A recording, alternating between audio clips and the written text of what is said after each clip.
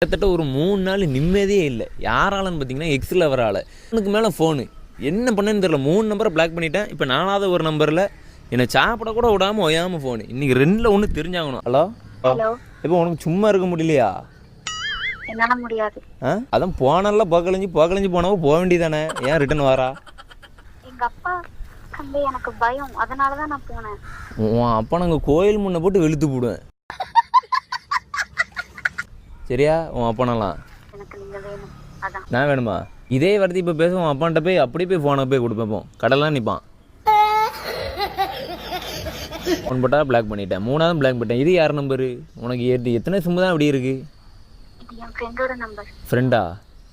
அவளுகளை first மூஞ்சில் மண்ணெளி தட்டணும். போனானா உன்னா லவ் பண்ணாலும் கிளுகிளுன்னு தான் இருக்கும் அந்த ஆக்களை.